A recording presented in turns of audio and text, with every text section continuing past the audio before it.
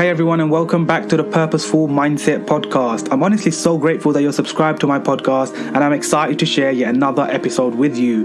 This podcast is all about bringing servant leaders to share their stories and life experiences with you all in the hopes to help more people to find their true purpose and meaning to life.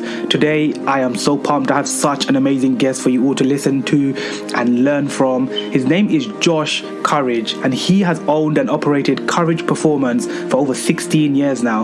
He has opened in 2 successful locations in DC and CA and has coached thousands of people, from young kids, professional athletes, complete first-timers to weekend warriors and seniors. His passion for helping others gain control of their lives has helped countless people change for the better.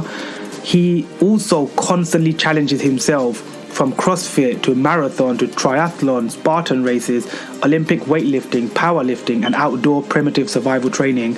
And his hands-on experience in learning, training, and competing playing a huge role in his coaching life. He wants nothing more but to help empower each person he works with to become the best version of themselves.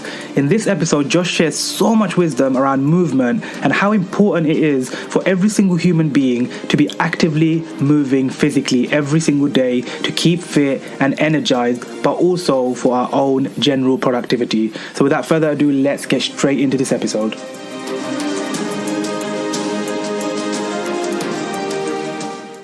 Hey Josh, thank you so much for being with me on the Purposeful Mindset Podcast. I am super grateful to have this conversation with you. I can't wait to get to know your story. I can't wait to listen, man. The floor is all yours, man. I want to hear what you have to say. And I pretty much just want to know your story, because this is the first time we're kind of speaking as well. And I'd love to know your story for my listeners as well. And then I'm going to go straight into some questions, whatever comes to my mind.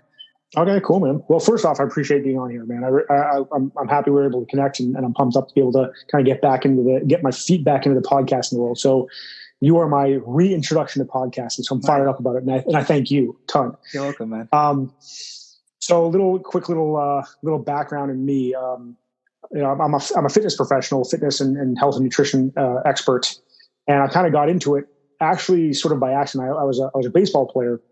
I'm really, really into baseball. That was my thing. That's all I wanted to do with my life. And I ended up playing after college. I ended up playing a year in Paris, France, a season in Paris, France for the Paris national team. They were allowed a couple foreigners, and I got a connection there. So I played there. Nice. I then played 2 years of a form of professional baseball in America for 2 years after that. And once that was over, I kind of was like, I don't know what to do. So I was really into fitness, or at least the concept, not necessarily fitness, but in the concepts of how to make myself a better athlete for my personal needs. So my personal physiology, how my joints were aligned, how my body functioned, and how could I capitalize on my specific movement patterns to become better at the sport I wanted to become better at. So I studied the human body just for my own sake of figuring it out.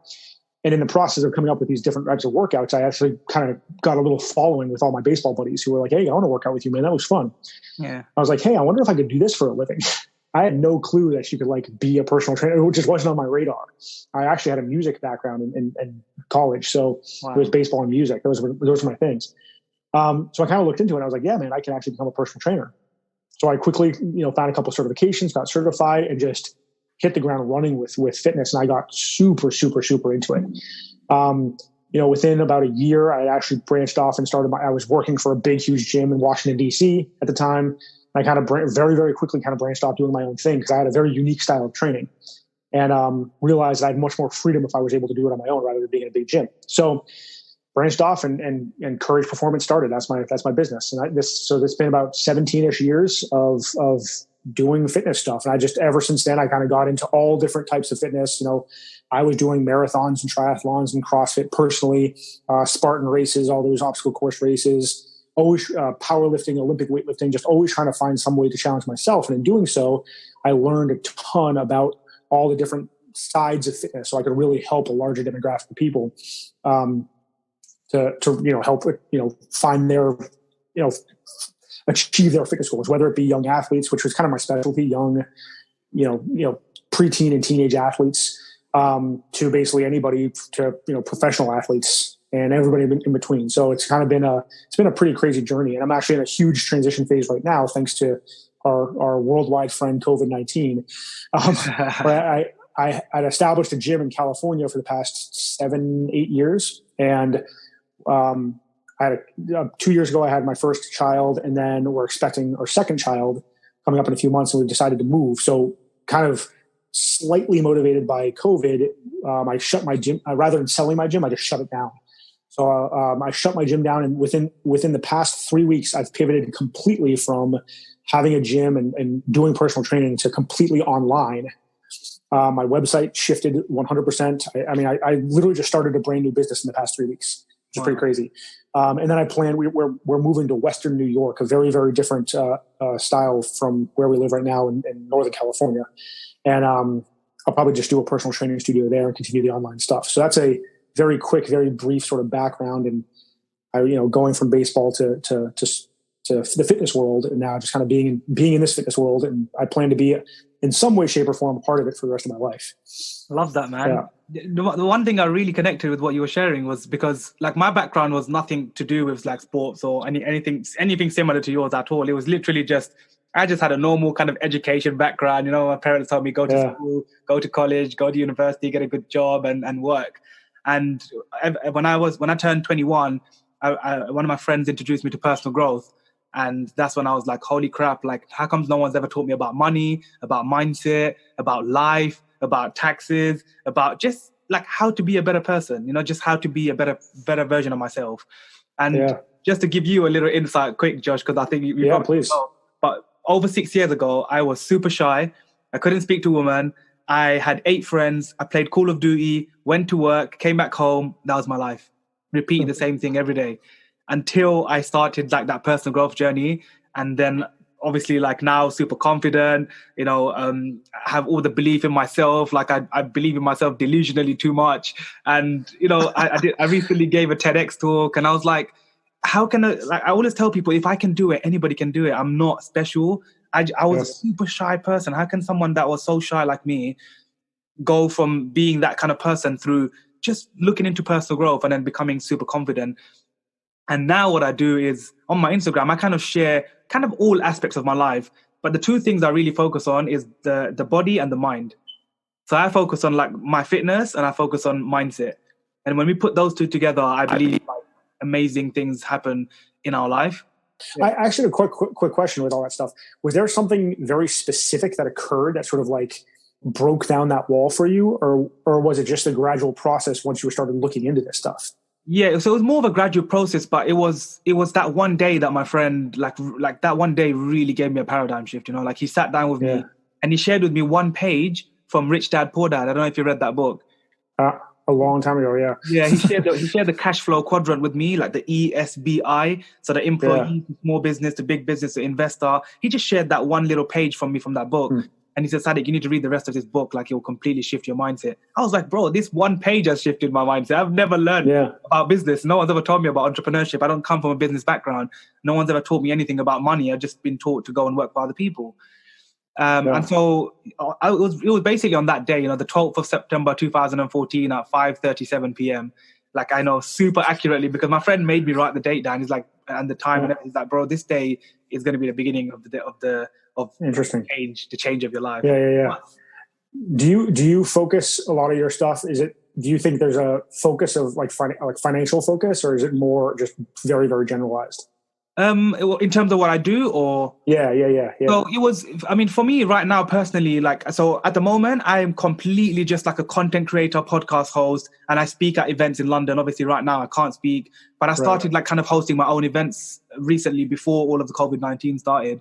And so my kind of aim was to go in that business where I would start doing events and start like being a speaker and a coach. And that obviously all completely shifted and changed. So at the moment, I'm thinking more of doing like online coaching and stuff like that. So it was never really like I tell people I never do anything for money, and I don't charge anything that I do right now. With all of my content, podcasts, videos, every single week, like everything that I share is 100% free, and people get so much value from just my journey. But I just share with people like the reason why I'm doing what I'm doing is just because I just want to help one person every day. If I can help inspire one person and change one person's life every day, then that person will be like, oh, my days, Sadiq helped me. Let me go and help someone else. and it'll be that kind of, candle effect. But, for sure. But one thing, I wanted to kind of get back to your story about is the whole fitness thing. So talk to me a little bit about, why do you think like fitness or just movement in general is important for someone? Because I think that's a really important question for a lot of people to know, right? Yeah, and actually, I like how you hesitated there for a second and changed it from fitness to movement, because I actually agree it's the latter. It's movement. Yeah, it doesn't have to be a crazy detailed fitness program. You don't have to be working out for 3 hours a day. As long as you move your body, because your body's designed to move. That's what it moves. It moves, right? I mean, and we have this weird conflict in our bodies and minds where we desire comfort, we desire a lack of movement. It's very, very easy to sit down in a comfortable chair. We created all these amazing comforts. So it's so simple to just relax in a nice, comfortable chair or sofa and not move from that thing for hours and hours and hours, because we've created an atmosphere around ourselves with comfort. But we are designed, the basis of our human physiology, the basis of our biology is movement. Everything needs movement. So it's not just, it's from that sense, it's required that we move, right? If you don't move, have you ever seen the movie WALL-E? This is like my favorite movie of all time. Yeah, I love it. Like, I think it's like the most poignant, like just 100%. Like just such a good movie. It's like, it predicts like the future of the human race to a certain extent, and from my opinion. Like, I totally see that becoming the future where we don't need to move. So when you don't move, you stop functioning like a human being, like humans have for thousands and thousands of years, right? Which is evolve and grow and interact and connect and all this other wonderful stuff. You can't have true connection. I mean, as much as this is a connection between you and me, if we were sitting face to face, it would be a totally different thing. Yeah, right? Yep. So movement is required to be able to do that. And to practice movement, especially given that we're surrounded by comforts, is an essential aspect of life, in my opinion, nowadays, right? In the society we live in now. Like, if you talk to me 200 years ago, it might be different, because we didn't have this level of comfort. We had to move to survive. Now we don't have to move to survive or to get by in the life that in society that we live in now. So we have to make ourselves move to be able to function better, right? To be able to think better, to be able to react better, to be able to continue those connections and things like that. So from a biological, physiological standpoint, it's required. I also think then from a psychological and even down to a spiritual level, it's movement is super important. So while it's kind of funny, I enjoy designing programs that inspire people, that inspire and motivate people to get moving. So it's I feel like there's lots of gray between this, but you have the people who sit around all day doing nothing, who need to be motivated, inspired to move. And then you have the people who are like high level athletes who want to move so much better. So I like to work with both of those, because I like to work with the people who are already motivated to move, to play sports, and find a way for them to become the most effective with their bodies and their minds. And then I have the other side of people who, if I wasn't around, or if they didn't have another coach or something like that, they might not move out of their chair for their entire day. I was looking today on that. Keep leg day. Yep. So I just like to, I enjoy the sort of the process of, kicking them into gear and getting them to understand the importance of it. So I think those are sort of the two extremes of the types of people we have. There's obviously tons in between, but those are sort of the two extremes that we have. And I enjoy sort of working with both of them, and I think it's super important. So again, I don't think it's necessarily, I think I like fitness because I enjoy the process of learning how can I get you, let's say you in particular, how can I get you to get the most out of your body, right? It's going to be different than me, right? It might not be like, I really love doing heavy strength program. I love it. Yeah. Right. You talked about your life before this. It was a very, non-active lifestyle. 100%. Right? Yeah. So how can I, once I get to know you, once I get to understand how you function, how you think, how you react to things, how you react to different cues. Do you like to be touched? Do you like to be yelled at? Do you like to be sympathized with? There's all these different approaches, and I enjoy that portion of it. I enjoy that sort of psychological approach. And from my mind, that to me is the fitness process, is learning the best way to approach becoming a better mover. Yeah. And in doing so, you end up learning all the stuff about strength and power and agility and movement and so on and so forth. So yeah, movement, that's key, man. That's so key. 100%. I agree. So something you touched on that I really want to kind of get your views on as well is, you were talking about the psychological views of all of movement and fitness. Talk to me a little bit about how did you personally learn more about the psychology aspect of kind of movement and just life as well? I think it's just naturally part of the way I function. I mean, I've always been ever since I was like a little kid, I wanted to know why. Like, why do people do that? Why did that person do that? Why did that person say that? Why, Dad? Yeah. Why, Mom? Yeah. It's like, oh God, not again. I'm just very curious, just super, super curious. So I think that, so I ended up finding a career that helped, with that mindset. That combined with, I wrote down when I was I don't even know, maybe when I was like 13 or 14 years old, the thing I wanted to do with my life, which was I wanted to do crazy things and motivate other people to do the same thing. Oh, nice. And to this day, that's still what I do. I love trying stuff, and I love trying to get you say, hey, get off your butt and try this. The same concept. And I think to do that, though, it's way more than what I think most people in the fitness industry think, which is get off your ass and do it. No, man, that will work for a very small percentage of people. Exactly. What works for the larger percentage of people is to learn about who they are.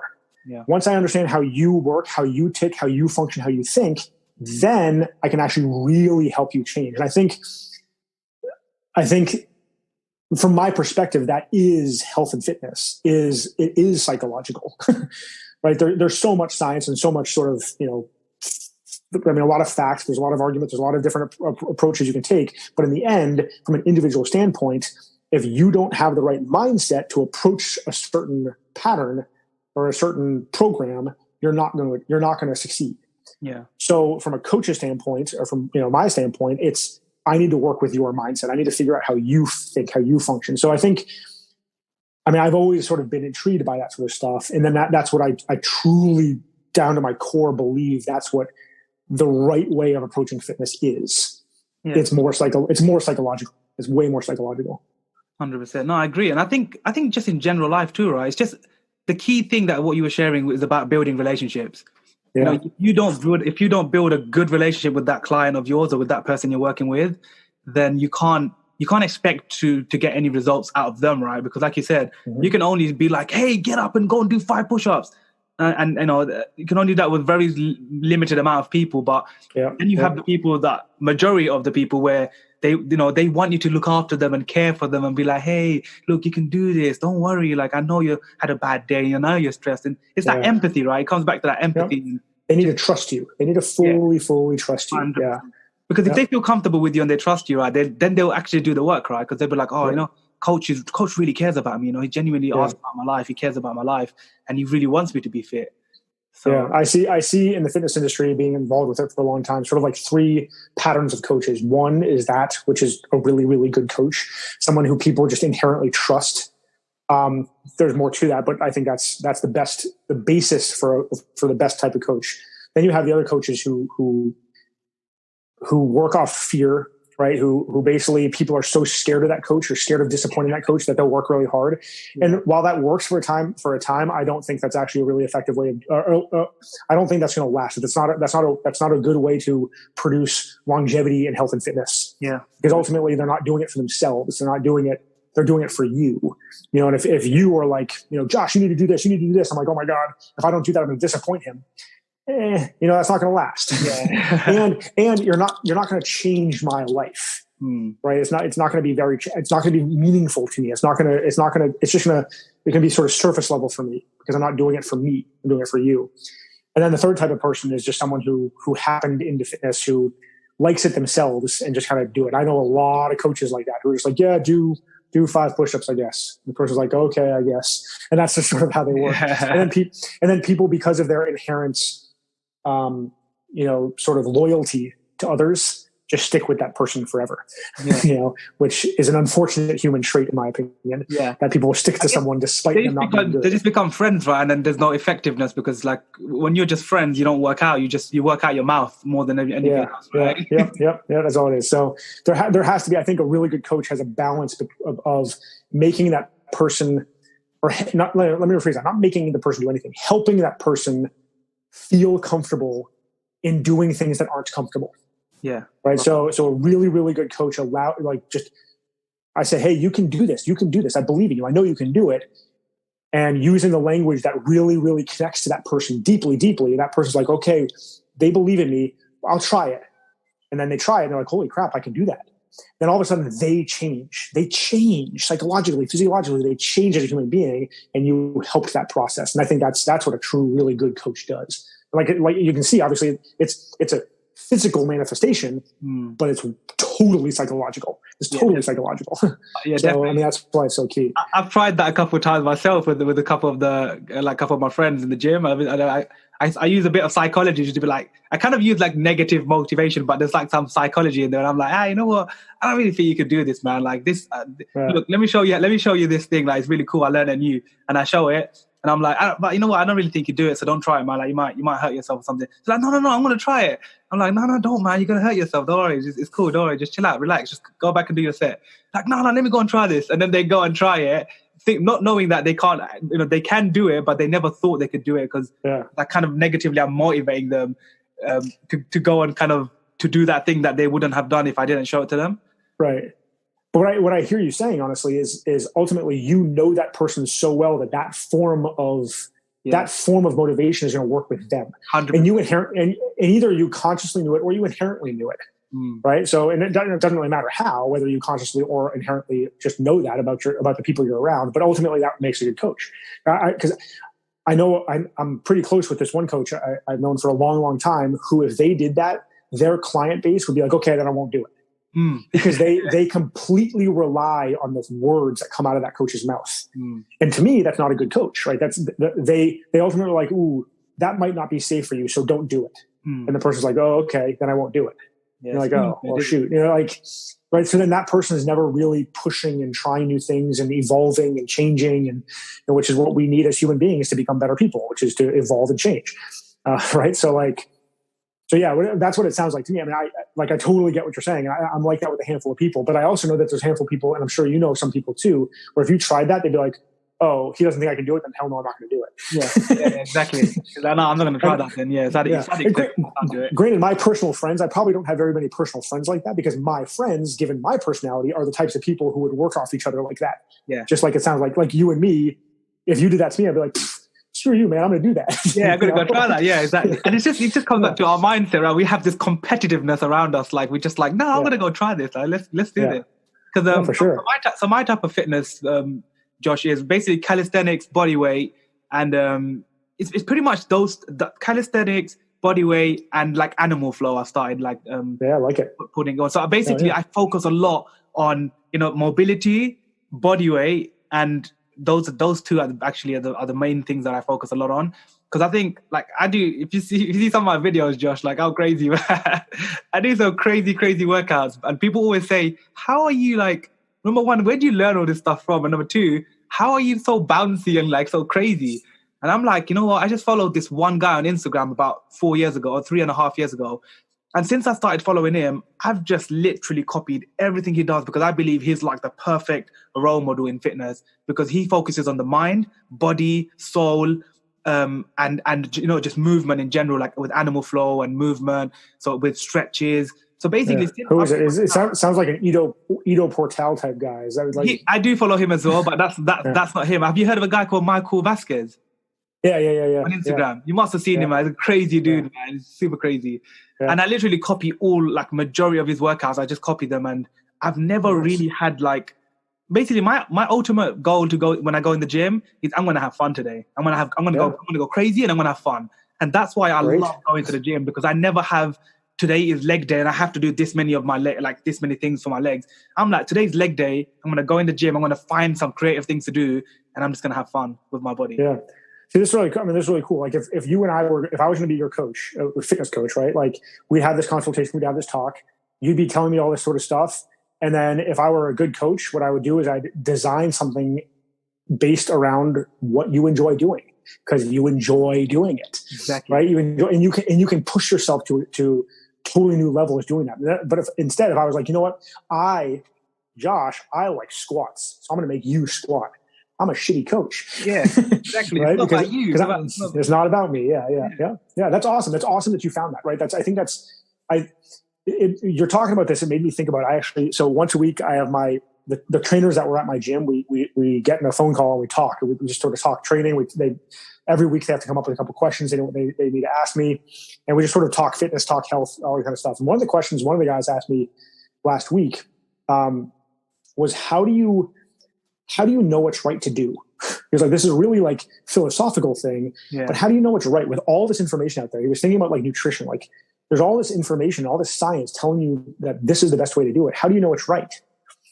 And I said, it's great that you brought this up, because I was like, that's a really freaking good question, man, because I don't know. But I said, there's two ways to approach this. Number one is to be really, really, really good at research, right? So if you tell me that body movement, animal flow is hands down the best way human beings can train, I would research the hell out of that to figure out if that's true or not, right? Or two, and I think two is the most important here, is to figure out how to understand yourself better. And I have a practice for this. And I challenge you to do this too. I love this. This was actually my very first podcast, which was about this, which is 1 to 3 minutes, stand directly in front of a mirror and look at yourself in the eye, and do not break eye contact for 1 to 3 minutes. And can you do that? And what I have found is most people can't do that. Most people can't look at themselves in the eye for 3 straight minutes. Just standing. Also standing. Sitting is too comfortable. It has to be slightly uncomfortable. So stand there right in front of the mirror and just look at yourself right in the eye. Used to that, man. I look at myself every day. but that's a question. You're awesome, Sadiq, every day.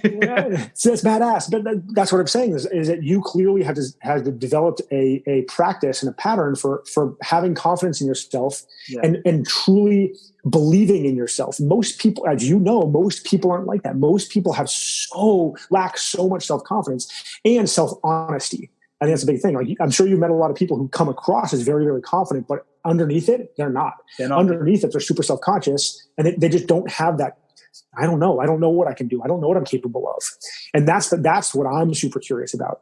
So that practice of looking yourself in the eye, and it's really fascinating, because I'll take some super, super confident people and just have them stand there. And I'm not in the room. The big question is, do you, like, you can see my eyes right now. If I'm looking at you right in the eye, I'm looking at you right in the eye. If at any point I'm just like, that sign right there is either me thinking, or I need a moment to myself to be able to not look. I'm looking at my screen, not at your face. So it's kind of weird, actually. I'm looking at my camera, not at your face. So it's a little weird, actually. But like, even that just momentary glance down, if you're looking at yourself, is a distraction. It means something. It represents something. It represents a insecurity, even if it's momentary, right? And I think delving into that one's capability of being super self-honest is what allows them then to pick the things that work the best for them, right? Because right now, there's countless, like, infinity ways of training, right? There's animal flow. There's just like bar stars type thing, where it's just like pull-ups and push-ups and all that crazy badass shit. There's powerlifting, there's weightlifting, there's CrossFit, there's Spartan stuff. And then all different combinations of everything in between. And there's everybody in all those different genres of fitness telling you that that's the best way to train. Yeah. And as a fitness professional who likes a way to train, I say bullshit. There's not a single best way to train. There's not a single best way to eat. There's not a single best way to approach your life. There's not a single best religion. It's 100% individualized for you and how you function. And your job is to surround yourself by the people who will not necessarily agree with you, but help you establish what is best for you. And it sounds like, from a fitness standpoint, you found something that works really, really, really well for you. So freaking keep doing it. Yeah, 100%. keep doing it. Yeah, for sure. That's the same thing I say with food, right? Currently, this is kind of crazy. I haven't made this public yet, but I've been doing the carnivore diet, which is insane, where I literally eat. I actually calculated it. I'm at like 95 to 96% nothing but animal products. Nothing but animal products. That's all I eat. And it's worked wonders for me. I've done blood work. I mean, I'm not going to go into my health background because it would take a long time. It'd be another couple hours, but it's worked wonders for me. And if you said, "Hey, Josh, I'm a vegan," and most of the time when you understand, if you look online, people are like, "Oh my God, you're such a little bitch. You don't be doing that."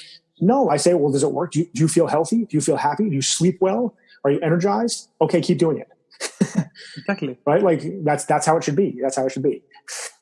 Yeah, no, I'm totally with you, man. I think, like you said, spot on. Every single one of us are different and unique in our own way, and our body just functions in a different way. So if a coach can't understand how our body is and what our body actually needs, because you can be like, oh, look, you need to have this much protein and carbs, and this is your diet.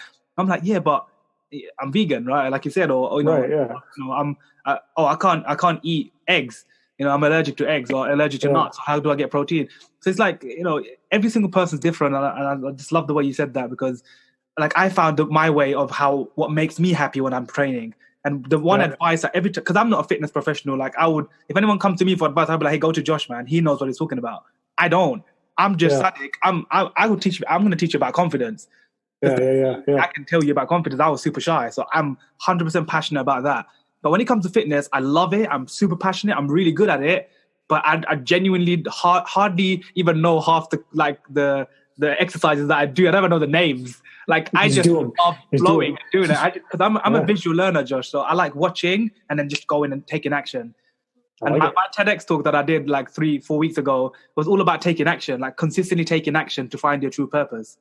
Because I really believe, like, me taking action in the last few years has made me become so confident, has made me found fitness, has made me realize, my body and my mind connected is actually like it's what's gonna create the 10 times bolder version of Sadiq. Yeah, for sure. That's cool. Yeah. So yeah, I love it, man. I love it. So super cool, Josh. We're coming up to the end of the episode. Right. At the end of my episodes, I always do this thing called the final 4, which I have 4 questions for you, and you basically answer whatever comes to the top of your head. Okay. All right. Sound good? I gotta be like, what do I gotta like take some mushrooms or something like this? No, you don't have to take nothing. You're just gonna listen. All right, the first one you're gonna smash this one. You're gonna give an amazing answer. I can already like feel this. But in one sentence, what comes to your mind when you hear the word action? A body movement, and moving, getting up and moving. Yep. Getting up and moving. I love it. Getting up and moving. Give us one more extra sentence. Like, give us a little bit extra.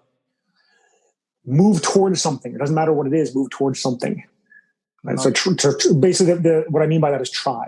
Right? If you're like, I wonder if I could do that. Go try. Go try. Love it. Take a step towards something. I literally posted about that today, man.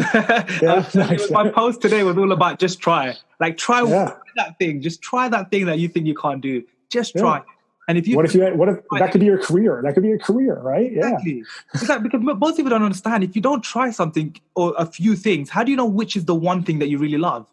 Exactly. The one if you don't try the hundreds, right? Yeah, totally. I 100% agree with that. Yeah, that's something I try to push on everybody. I like it, man. That's awesome. Also, love the answer, man. All right, second question is, you kind of mentioned this earlier on in the conversation, but what one movie or video would you recommend all the listeners to go and watch that would positively have like an impact in their life? Oh, geez. Oh, my God. You can't say Wally. Movie or video. No, I don't know, man. I mean, Wally's cool, but I have so many other ones that I enjoy. I mean, but you followed it up by saying that it would have a positive impact in your life. That's the problem. I'm obsessed with Batman. I'm obsessed with Batman. I'm like the biggest Batman fan in the world. So if you ever say movie, I'm like any Batman movie. Luckily, I wasn't wearing my Superman top today. Yeah, come on, man. We'd have a huge argument about that. But in terms of a positive impact, because I don't actually think Wally necessarily has a direct positive impact. I actually think it's a little depressing. I think it's a little, that sort of thing. Man, that's actually a really damn good question. It could just be a film that you really love then. And maybe there's something in that film that you really love that you can represent in terms of life. Oh, shoot, man. If you can't think of a movie, then you can think of a video that you've seen, like a documentary or like a channel you follow on YouTube or something. Yeah, it's kind of annoying. I can't think of anything that comes to mind immediately, but I'm a huge fan of anything any video, any motivational video, any book, any movie of somebody overcoming something incredibly traumatic. Something incredibly traumatic. A person that I think of right now is David Goggins, who's kind of he wrote a book. I followed him way back in the day. He wrote a book recently called maybe it's Hard to Kill or something like that. But he was like this morbidly obese dude who had all these crazy issues growing up and everything like that. And he ultimately just said, screw it. I'm not going to let myself get in my way. I'm going to go be a badass. He became a Navy SEAL, ran ultra marathons, did all this sort of stuff. So he posts up on Instagram probably like 2 or 3 times a week. And his videos, so go do that. Yep. He's running. Yep. He's running, and he's just so matter of fact and in your face, and just cuts through the bullshit. And I know a lot of people have a hard time with that, but I think that's needed. I think sometimes that brutal honesty is needed. Stop being a little bitch, get up off your ass and start moving. So David Goggins, there you go. There's some video. Go watch his videos and get fired up. Yeah, awesome. Yeah, no, I agree. Yeah, he's super cool. His videos are really inspiring, and they're just straight to the point. Like, if you guys like someone to just kill you and grill you to the point where you just gonna go and take action that day, that's someone definitely to follow, isn't it? Yeah, for sure. Awesome. Now the third question is similar to the second question, but which one book would you now recommend everyone to go and pick up, read, listen to, watch? Because everyone learns in different ways. Yeah, for sure. His book is definitely one. In terms of all the books that I've read, at least I read like 2 books a month. Wow. But I don't read like self-help and motivational books, very rarely. And I read novels. Oh, okay. And I've read a lot, and I'm really bad at remembering authors. But I've read a lot of the guy who wrote No Country for Old Men, which was obviously made into a movie, and it's written by an author who's done a lot of really amazing books. Cormac McCarthy.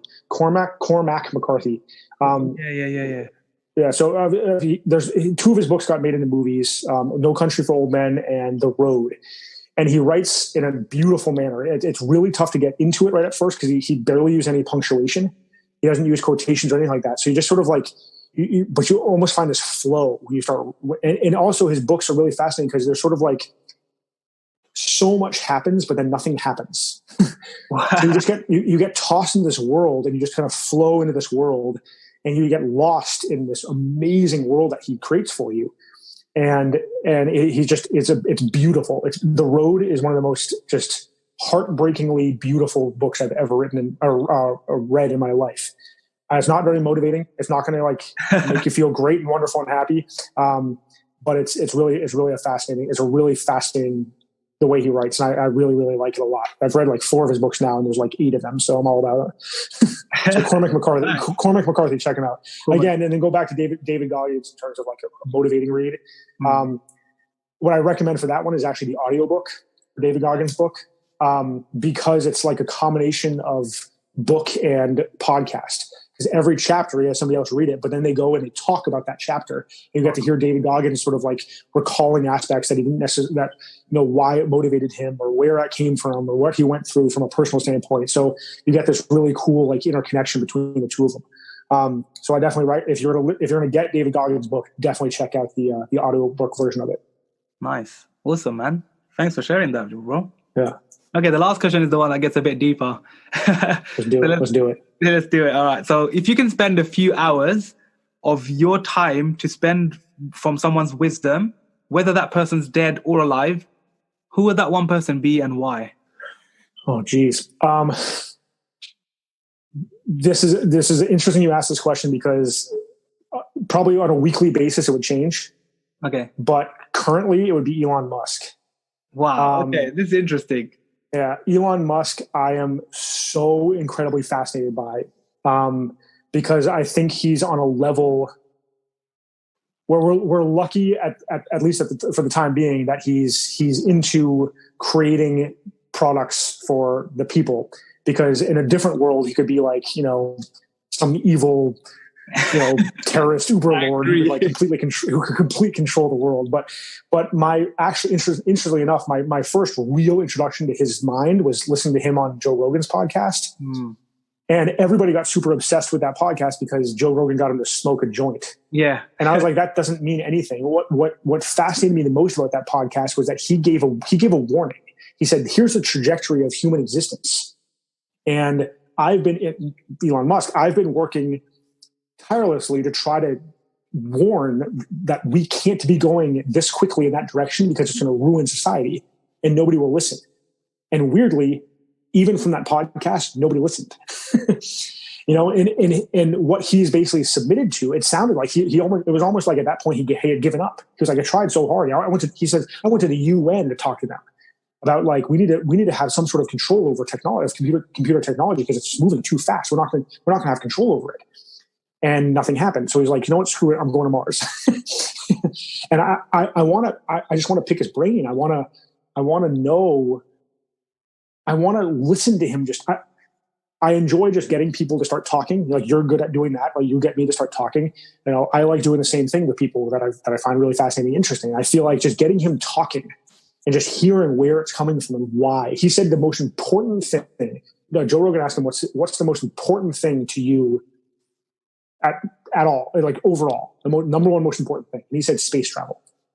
And then he sort of left it at that. And I was like, what? Like, how is that the most important thing to you? That we leave Earth and start to occupy other planets? Like, why is that so important? I want to know. I want to know where his brain is when he says those things. I want to know why he believes that. And I also want to know sort of, his thought process for the things he wants to create and why he wants to create them. Is he just curious about innovation? Does he actually truly want to help human beings? Does he just want to occupy his brain because his brain's like, like crazy? Yeah.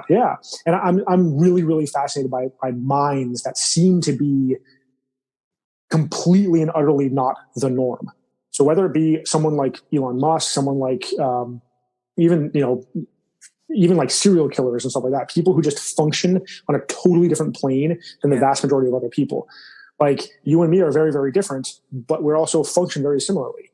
And, I'm sure most people you talk to, if you really categorize them, they're all within this sort of bubble of mindset. Yeah. And there's a handful of people that are just like, boom, way out here. Yeah. Those are the people I'm super, super fascinated by. Like I said earlier on, why? Why are you like that? And why did you choose to do the things you're doing with that mindset? Yeah. Because as the favorite villain in all my Batman stuff, basically just what he says, madness is one push away. Right. And when you take people's minds and you put them into a very specific scenario, you create a personality that does something. It could be good, it could be evil, it could be nothing, it could be innovation, it could be murder, it could be terrorism, it could be sitting around playing video games. It just depends on what that person's surrounded by, right? So that's the part I'm curious about, is that you have this insane intellectual craziness that is Elon Musk, and he was put into a very specific scenario that allowed him, that created Tesla and, all the other stuff that he's created. PayPal and SpaceX and everything. Yeah. I love it, man. That's another guest actually was sharing the same thing about him and how they just would love to just get into his head because he's mad and mad in a really weird but good type of way where you just want to know why. How does he think like that? Where does he get that thinking from? Yeah. I love that. Real quick, another thing that I've been obsessed with recently, because I listening to other podcasts, is people who have become very well known for their hard opinions, and I like someone like Elon. Well, not really Elon Musk, but like Jordan Peterson, like this politician over here in Houston, Dan Crenshaw, who's a very well-spoken Republican, or people like Donald Trump. Like these people have these very, very, very hardline opinions towards something, and I'm fascinated by what formed that opinion. How do you get in that direction? And that's something I'm always fascinated by. So people who have very, very, very hard opinions and very specific opinions on stuff, I want to be like, where'd that come from? Yeah. Why? Love it, man. No, that's good. And I think, have you read, I forgot the name of the book. Dean Graziosi wrote this book, The 7 Steps to Why, I think it's called, or something like that. But it basically like you ask, yes. That book, right? So you must love that. That must be your favorite all-time book, because I like that 7 times why. Yeah, I was actually introduced to that by a coach when I went to a weekend seminar, and he was like, it was all about becoming a really high level athlete. And right, to become a high level anything, maybe it's military, maybe it's business, maybe it's athlete. You need to know your why. Yeah. Right. Most people think they do, but that's 7 times why. Like, you really get to the root of it. You really, really, really get to the root of it. And I do that with, when I'm coaching somebody who's trying to get to a certain level of sports. I say, if you don't know your why, you're never going to make it. So let's figure out your why, and then let's figure out if that's actually a good why. Whether that will actually help you. Yeah, I like that a lot. Yep. Love it. Awesome. Josh, thank you so much for all the wisdom you've shared, man. I really, really appreciate this conversation. How can everyone go and reach out to you if they want to ask you any questions or just, know a little bit more about what you do? How can they kind of... Yeah, for sure. Right now, probably I'm most active on my Instagram, JCourage, at JCourage. That links to everything. I have my business at Courage Performance up there too. My website doesn't really have a ton of information on it anymore, but it's courageperformance.com because I just shifted it over to this online thing. So really, if you want to see me and my life, which is basically me throwing out tidbits of life wisdom, playing with my daughter and working out in random places, it's at JCourage. I love that. I was going through some of your videos and they're cool. I like the way you just like, hey there. And you just kind of just have some wisdom that you share with your little daughter just running around. It's super cool. That's right. She gets into, she's either going to love it and be like me, or she's going to be like, oh my God, Dad, shut the hell up. Yeah. Like, it's going to be one of those two things. Yeah. I love it. But Josh, one last kind of ending or one last piece of wisdom for everyone. What would that be? Well, my go-to thing, especially recently, is to find the things you can control and focus on those. There's so much in the world. There's so much in the world, especially right now, that you have no control over. And because of social media, we just obsess over that stuff. We obsess over what's the next step with COVID-19. What's the next step with our business? What's the next step with our careers? You know what? Right now, that's fine to think about. And it's good to spend time doing that. But there's so much more you can control. You can control how active you are. You can control what you put in your mouth. You can control your sleep. You control how you interact with other people, right? You control that you do interact with other people. Harness those things, grab onto those things. And once you do that, you have a base. You have a base that will make everything else in your life so much easier. So find the things you can control and control them. That's it, baby. Love it, man. I love it. Thank you so much for everything, man. I really, really appreciate this conversation, dude. Thank you, man. I really appreciate you having me on. No, you're welcome. I'm looking forward to keep in touch and see what else we can do together, man. For sure, man. I'm all about it. I'll get you on I'll get my podcast back up and we'll get you going then. Also, yeah, it'll be good. Cool, man. Well, you enjoy the rest of your day and I will see you soon, man. All right. Sounds good, man. Right, thank you. Peace out. Bye. Bye. If you're still there, I just want to say a massive thank you for your attention and your time. It really means a lot to me. Please do me one favor and subscribe to this podcast, share it with your friends, and leave a rating on whichever platform you're listening to this. It would honestly mean the world to me. Thank you so much once again. I hope that this episode brought value and inspiration into your life, and I'll see you guys next week.